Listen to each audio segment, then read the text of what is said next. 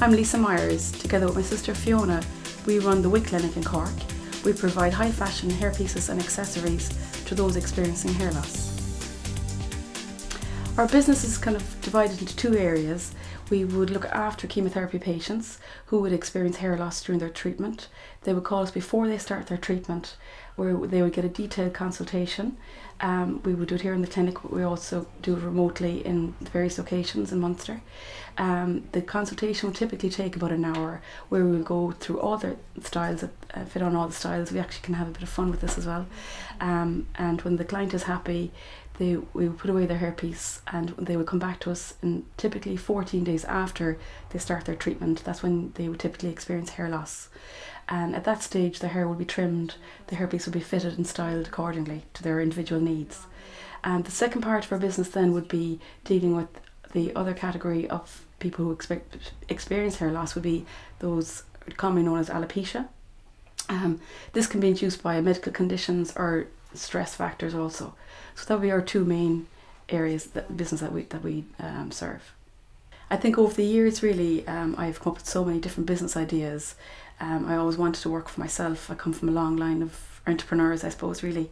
But I was working in the pharmaceutical industry, and it was very hard for me to take that first step to leave a very secure job.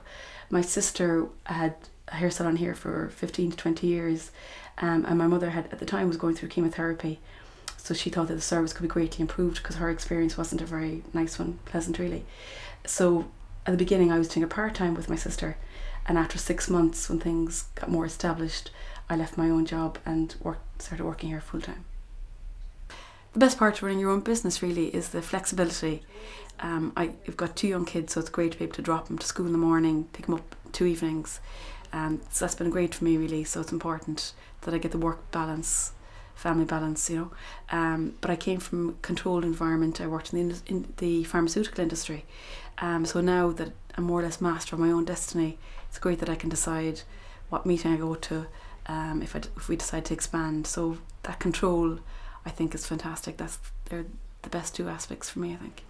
I suppose initially the most challenging part really was actually running the business side of things, getting the cash flow right, you know, when to pay your suppliers. But we got great support from the City Enterprise Board at the beginning. We got a business mentor and they sent us on courses. So that has been tremendously, you know, valuable to us. Secondly, because my sister is my business partner, trying to segregate work from home was quite difficult at the beginning, you know, because we were always talking about work in the weekends. So, but we've come to a good compromise at the moment, so I think we've achieved a good balance.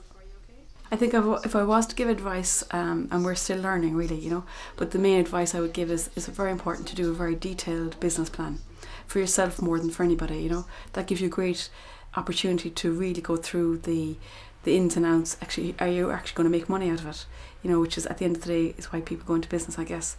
And also obviously you need that for your bank, but for yourself more importantly.